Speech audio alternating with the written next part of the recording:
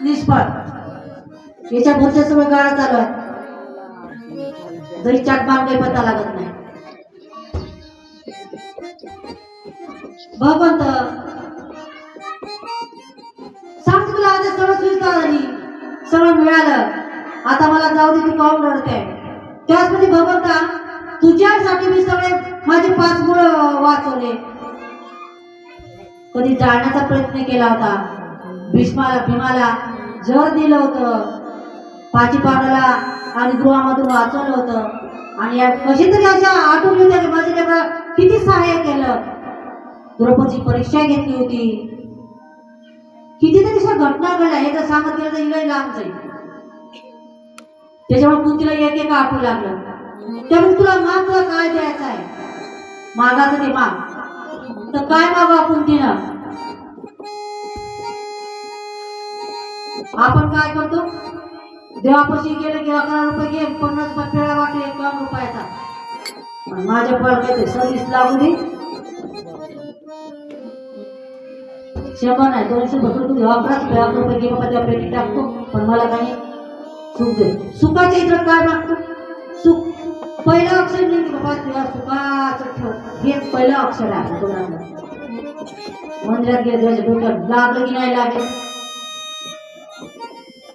पण कुंतीनं दुःख मागितलं का?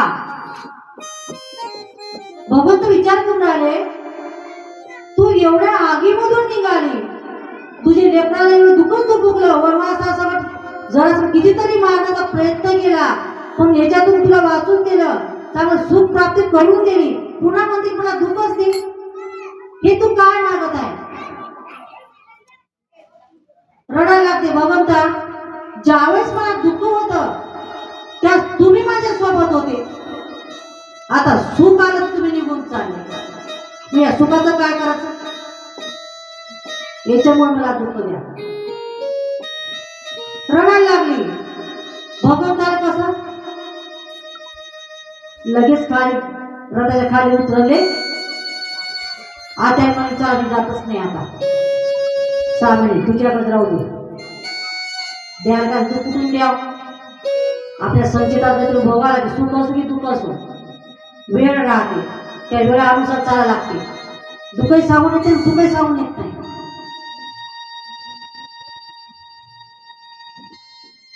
तरी आतापासून 6 महिने अजून पुन्हा थांबतो, पण तू दुःख मागू नको.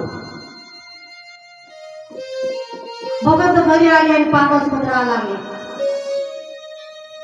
पांडवासोबत राहताना एक दिवस भगवंताला झोप येत नव्हती.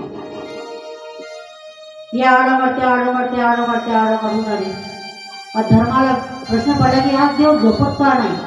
रोजचा जेवण खावणं करतात आणि निवांत झोपतात, आज का झोप लागून नाही राहिली?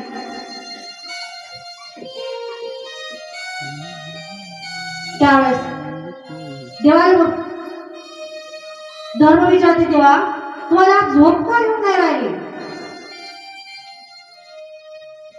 त्यात भगवंत म्हणजे माझ्या भक्ताकडे आज जायचं आहे, मला तिचा अंतिम समय आलेला आहे.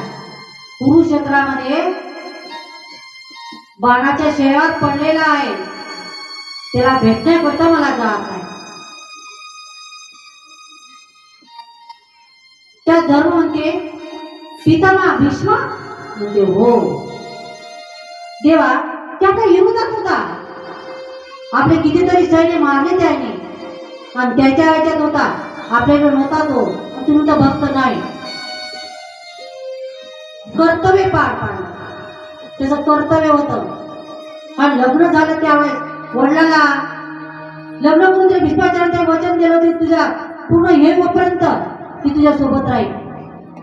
त्या वचनात गुंतलेला होता भीष्माचार्य, म्हणून त्याच्या राहत होते त्याला, नाही तरी सोडलं असतं. वचनाचे पक्के होते आधी लोक, होत होच.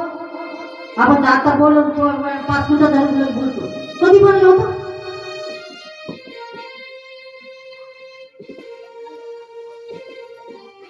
त्यावेळेस